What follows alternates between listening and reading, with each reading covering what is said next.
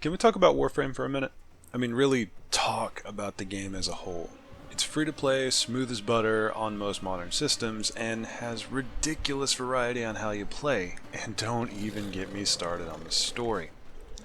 This video will function as my hold on, I got a video for that link for when friends or random people ask me about Warframe. So with that in mind, I'm going to go over everything I can think of that a new player or someone who's never tried the game might want to know before diving in. Also included will be a short guide section to get you started on the right path, but it'll be fairly bare bones. I'll happily do an actual starting guide if need be, and if one is up, I'll be sure to link it in the description. Y'all call me out on that if I haven't, by the way. I'm only human, I forget things. So, ladies, gents, and otherwise, strap in, grab a drink, take your pick of Space Ninja weapons from the armory just inside the door. Complimentary Kubro plushies will be handed out at the end of the lecture. Let's boogie.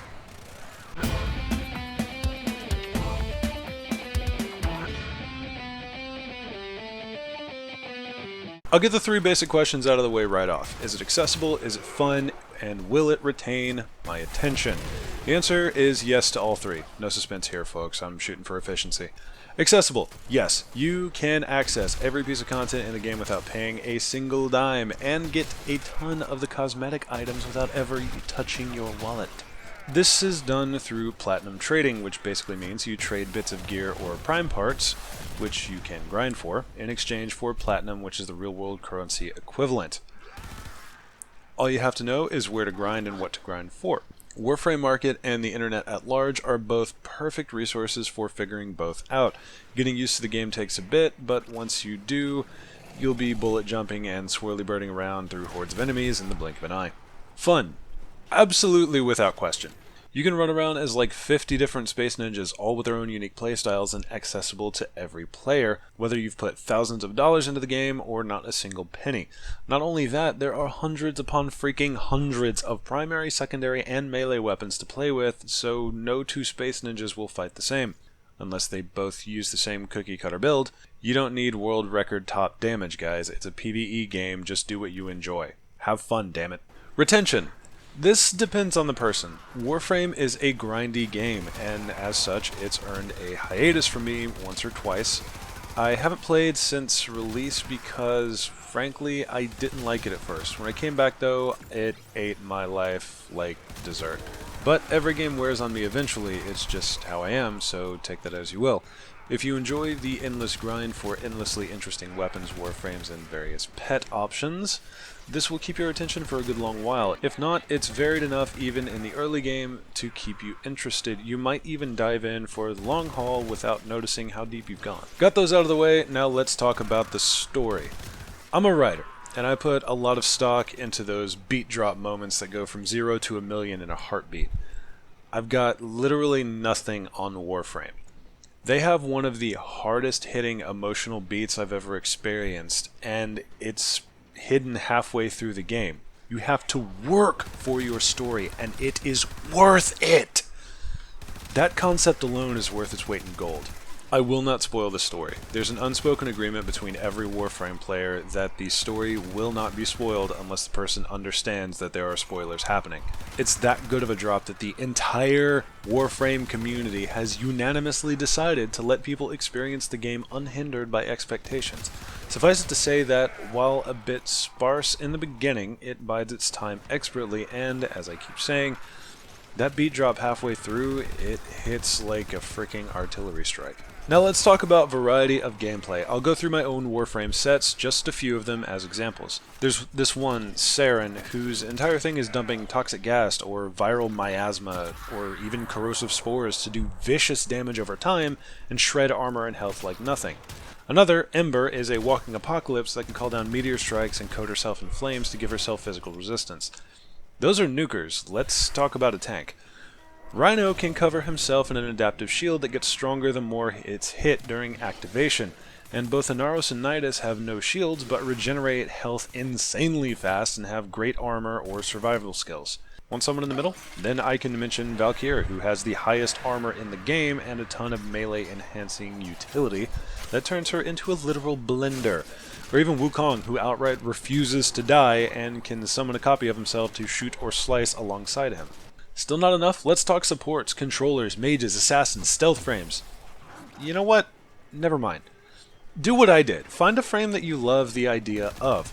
Grind for it, then have fun. There are a few I recommend everyone have, like Rhino for a good tank, Saren as a good crowd nuker, or Ember since they reworked her, she's very strong now, and Trinity or Oberon to have as a healer, but mostly you can do whatever you want. I started with the express intention of getting Ember, who is my girl to this very day. Even before she got buffed to be near S tier, I still loved her and ran her prime pretty much more than I run Excalibur around that time, which is saying something. The same goes for weapons. If anyone cares what you're using, they don't matter. You find something that you enjoy using and you use the hell out of it. Some have a mastery rank restriction, but you'll be swimming in enough resources to make plenty of gear to level up with, so don't worry about that. And you can always grind prime parts to sell for plat to get slots for all that fancy new gear. So there's no reason not to enjoy the process. I could stop here, but let's do a bit extra. You can see the gameplay in the background, and as you may have noticed, there's a crazy variety of tile sets that are all procedurally generated, so no two missions play exactly the same. Some missions, namely those in quests and main storyline, are with set maps, but those are the exception. Some tile sets have hazards you need to avoid, like windows and Corpus spaceships that can be broken to expose you to the void, or in sabotage missions where you overload a ship's engines causing fires to break out, or juice the coolant systems causing cold spots to pop up. It all comes together to make a very dynamic experience, in my humble opinion. That is where I'm going to call it for the overview, however. Warframe is a game that doesn't need an introduction or explanation at this point, and as such I'm keeping mine extremely bare bones. For those guide bits, that can be summed up easily. When you first log on, you'll be set on a tutorial after you choose your initial Warframe.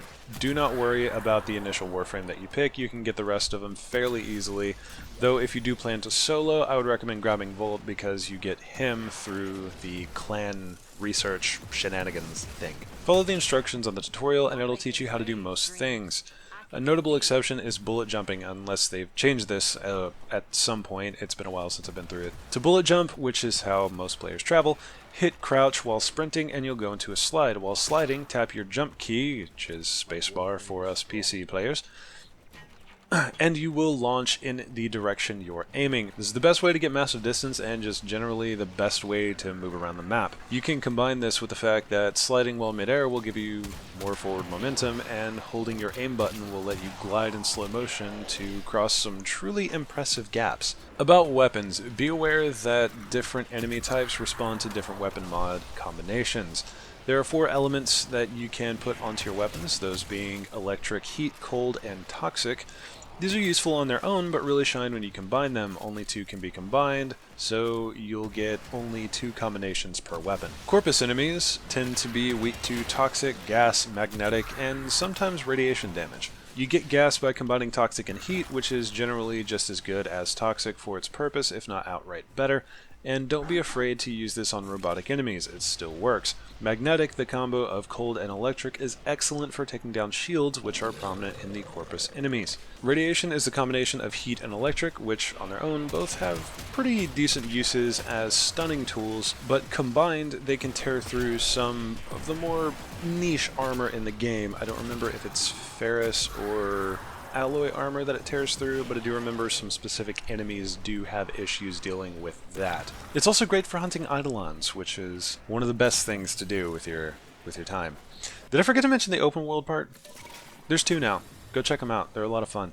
Plains of Eidolon and Fortuna. There we go. Next up are the Infested, which respond best to heat, toxic, gas, and corrosion for the few armored guys. Blast also works pretty well when you have a huge crowd and need some space. Corrosion is the combination of electric and toxic, which wears away a certain armor when it procs a status effect. I can get into that in full guide if anyone wants, but just keep in mind that corrosion is your armor stripping effect most often. Blast is the combo of cold and heat, and knocks down enemies when it procs. It doesn't work on everything. Certain heavy enemies don't get knocked over, but the infested don't have too many of those, so it's generally a safe bet for crowd control. Last of note are the Grineer, who you'll want mostly corrosion for. They have the most armored units, so cutting that armor down will help a lot. Otherwise, heat is a good alternative because it has decent armor strip if they get set on fire. Radiation helps take down another armor type, as I mentioned before, but again, that's getting a bit advanced for now. Aside from that, there are a few specific items you'll eventually want to have laying around your armory.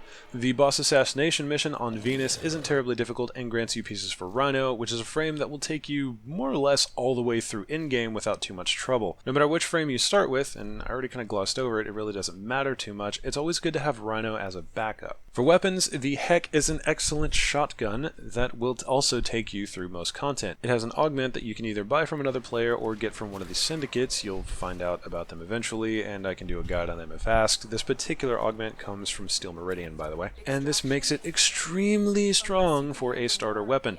The Boltor is a solid assault rifle for the early to mid-game, and will carry you until you find another one you like. If you're more of a bow kind of guy, the Paris will do alright, but keep your eyes open for the Stalker that appears when you get into too many boss fights. He'll jump you at random points, and if you beat him, there's a chance you can get the blueprint for his Dread Bow, which is the best in the game last I checked. Secondaries and melee aren't terribly important in the meta. I'll throw you some suggestions anyway though. The Atomos should be on your list at some point. It's a beam-based weapon with loads of damage potential, and it's not too hard to get.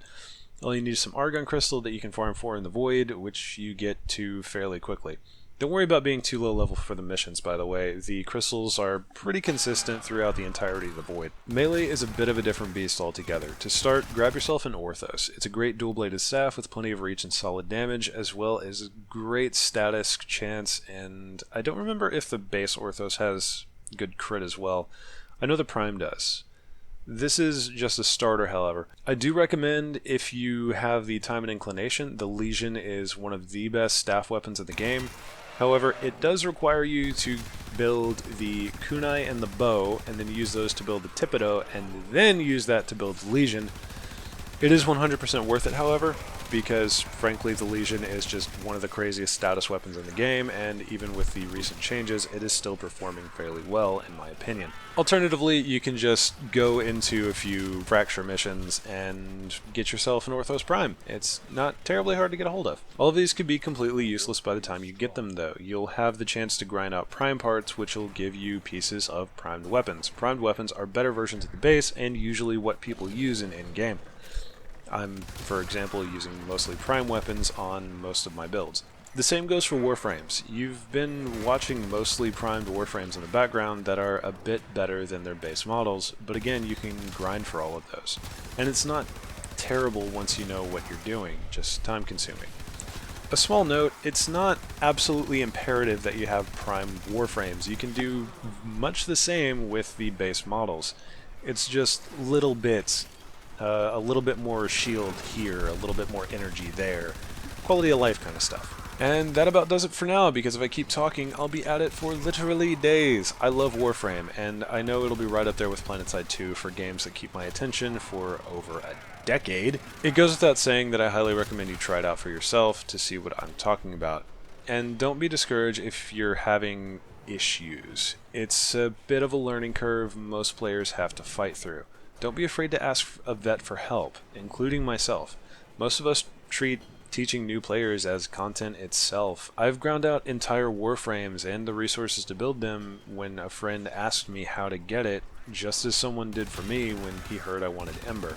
Once I got her, that hit me with the bug, and now I have a massive armory filled with Warframes and weapons of every kind. Before I get too deep into it again, I'll wrap it up. Ladies, gents, and otherwise, thank you so much for watching, and I hope you decide to give Warframe a shot, whether it be for the gameplay, the story, the satisfaction of building a monster armory, or just to hang around and be space ninjas with your friends. I'm confident you'll find something of what you're looking for in this game. Have a wonderful day, and I'll see y'all next round.